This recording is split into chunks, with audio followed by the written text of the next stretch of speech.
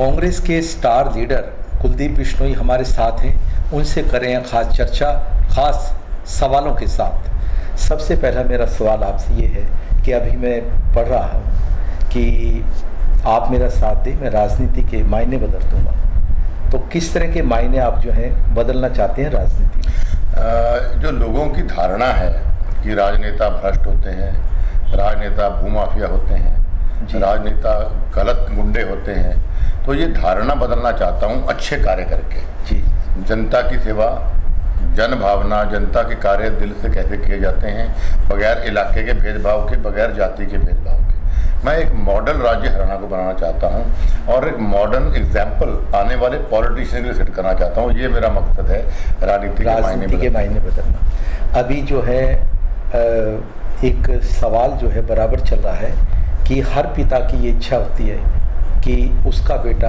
उससे कहीं आगे निकले, आगे बढ़े। भव्य बिश्नोई के लिए भी इसी तरह की मुहिम जो है आप छेड़े हुए हैं, क्या कहना चाहेंगे आप? देखिए, मैं एक फादर होने नाते निसंदेह आपकी बात सही है। मैं चाहता हूं कि मेरा बेटा मुझसे भी आगे निकले, और क्योंकि मैं इसमें मेरे पिताजी की छवि देखता हूं। बचपन से ही इसको शौक रहा। जैसे फॉर मिसाल के तौर पे ये 5th क्लास में था, तो इसके खिलौने जब पुराने हो गए, टूट गए, तो अलमारी एक भर गई हमारी। तो मैंने इनको कहा कि इनको फेंकवा दो। तो 5वीं क्लास का बच्चा बोलता है कि फेंकना नहीं है, हम किसी जरूरतमंद गरीब को क्यों लेके आते। तो फिर मेरी वाइफ के साथ ये पुअर स्कूल में दिल्ली में जाके खुद देखे आए, जिसके वीडियो पिक्चर इनका के पास। वो तो एक अलग चीज़ है। मैंने इसमें गुण देखे कि भाई जन भावनाएं गुण बचपन से हैं, और सोशलिस्ट है। पूरे वर्ल्ड में 70 से आसपास ऑर्गेनाइजेशन से जुड़ा हुआ है जो सामाजिक कार्य करती है, और वो सामाजिक कार्य लेके ये हिसार में भी आया और इंडिया में और स्टेट्स में भी गया है, साउथ में भी गया है, लेह लद्दाख भी गया है, सभी जगह गया है। तो हिसार में जब इसने सोशल वर्क से जुड़ाव किया या और किया, तो मेरे पास लोगों के ये दिमाग आने लगे कि भाई अगला सांसद हमें भव्य जैसा चाहिए, कि MP बना भी नहीं है और अभी से ये हमारे लिए सोशल वर्क करना शुरू कर दिया। तो कहीं ना कहीं इसके मन में हमारे लिए प्यार है, हमें ऐसा सांसद चाहिए। तो पब्लिक डिमांड पे मैंने इसको प्रपोज किया राहुल जी को कि भाई इसको लड़ना चाहिए, क्योंकि वोट जनता ने देने हैं और जनता की बात परमात्मा की बात होती है। तो जनता ने कहा भव्य आए, तो मेरा फर्ज पहला वो था। दूसरा एक फादर का था कि भाई मेरा बेटा अगर आगे आता है, लोग तारीफ करते हैं, वो एक फादर के लिए उससे बेहतर बात खुशी की नहीं हो सकती कि लोग उसकी तारीफ करें। मैं ये भी जानना चाहूँगा कि जिस तरह से आप प्रचार कर रही हैं, भव्य बिश्नोई आपके साथ बराबर रह रहे हैं, आप बराबर जो है वोट की अपील कर रहे हैं, मानकर चलें कि टिकट फाइनल है? बिल्कुल, भव्य बिश्नोई के लिए ही, जैसे मैंने कहा, मेरी राहुल जी से बात हुई है और मुझे उम्मीद है 16 तारीख तक लिस्ट आउट उनका नाम हो जाना चाहिए। आज जो है वीरेंद्र डुमर खान ने एक इस्तीफा दिया है नाटकीय घटनाक्रम के तहत। जो है वंशवाद और परिवारवाद की जो राजनीति है, उस पर आप क्या कहें? देखिए, मैं वंशवाद और परिवारवाद की बात अवश्य ये कहता हूँ कि भाई जब एक डॉक्टर का बेटा डॉक्टर बनता है, उसको कोई वंशवाद नहीं कहता। जब एक वकील का बेटा वकील बनता है, उसको कोई वंशवाद नहीं कहता।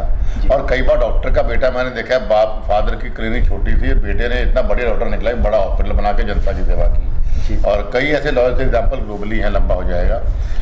तो राजनेता के बेटे के बारे में ऐसा क्यों कहते हैं? चौधरी भजनलाल जी ने काम किए, उनकी लोग गुणगान करते हैं। मैंने अपने ढंग से राजनीति संघर्ष की, साथ ही मेरे साथ मैंने पिताजी के नाम को मल्टीप्लाई किया। आज मेरा बेटा बगैर हमारे कहे वर्ल्ड में सोशल वर्क करता है। हमने कभी उसको मोटिवेट नहीं किया, हमने कभी उसकी मदद नहीं की, सपोर्ट किया उसको जरूर कि भाई तेरा ये इच्छा है तो कर। तो अगर वो सोशल वर्क लेके इंडिया में आता है तो उसको, और जनता उसको वोट देती है, तो वंशवाद नहीं होगा। लेकिन जहाँ वीरेंद्र सिंह जी का आपने कहा, चौधरी वीरेंद्र सिंह जी ने एक बात कल कही जो मुझे अटपटी लगी।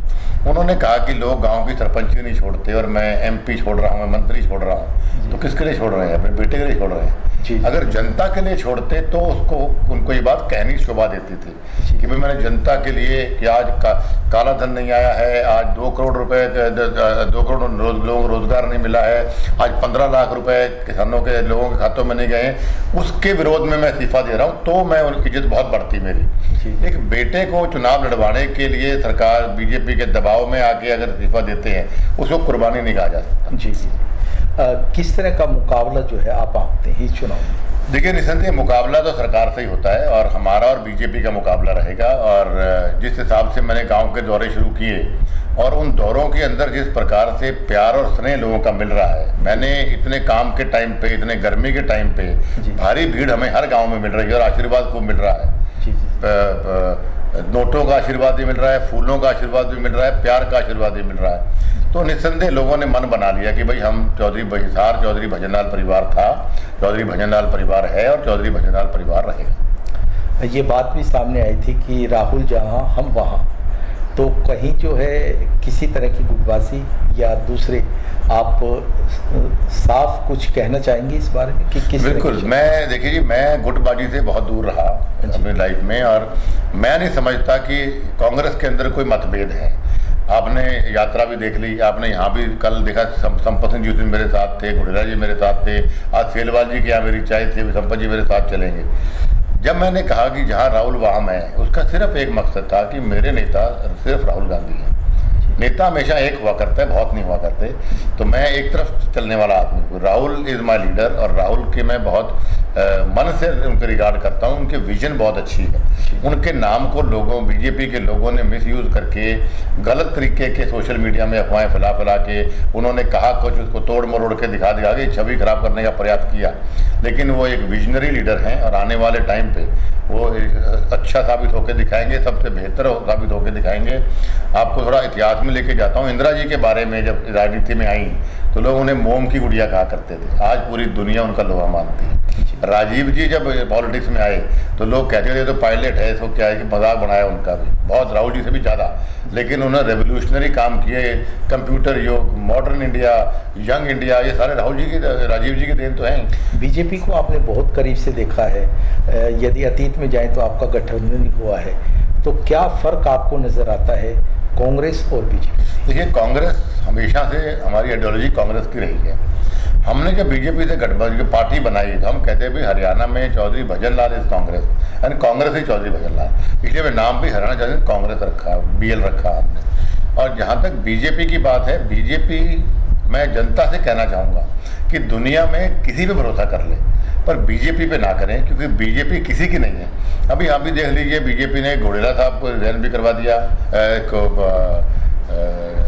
गंगवा साहब को, गंगवा राव ने रिजाइन करवा दिया, पार्टी छुड़वा दी और फिर टिकट भी काट दी। तो ये लोग, और मेरे साथ भी वही किया, CM प्रोजेक्ट किया, सारा मेरे लोगों से काम लिया, मेरे वोट लिए और मेरे पीठ में पूरा घूम दिया।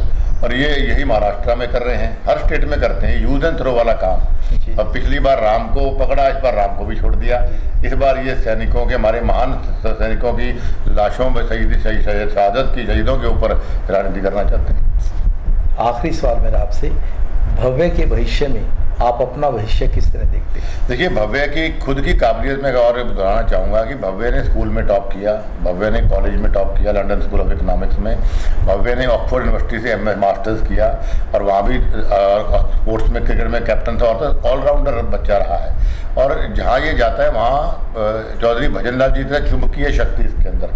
तो जब लोग नारे लगाते हैं कि युवा भजनलाल है, तो मैं उन नारों में भावुक हो जाता हूं, क्योंकि पिताजी को मैंने बहुत करीब से देखा और भव्य बेटा मेरा ही मेरे साथ रहता है। तो मैं बहुत ज़्यादा समानताएं मेरे पिताजी और इसके अंदर देखता हूं, मिलने के, लोगों का नाम याद रखने में, लोगों को साथ जोड़ने में, लोगों का भला करने में। तो बहुत सी क्वालिटीज इसकी और चौधरी भजनलाल जी की मिलती है। बहुत बहुत शुक्रिया आपका। फिलहाल कुलदीप बिश्नोई का जो है भव्य अभिनंदन हो रहा है और राजनीति के मायने भी बदल रहे हैं और धीरे धीरे जैसे चुनाव की सरगर्मियां तेज होंगी तब मायने और भी साफ होते चले जाएंगे। लेकिन मुकेश सोढ़ी, आज के लिए बस इतना ही, और किसी हस्ती से हम करेंगे खास मुलाकात। तब तक के लिए नमस्कार।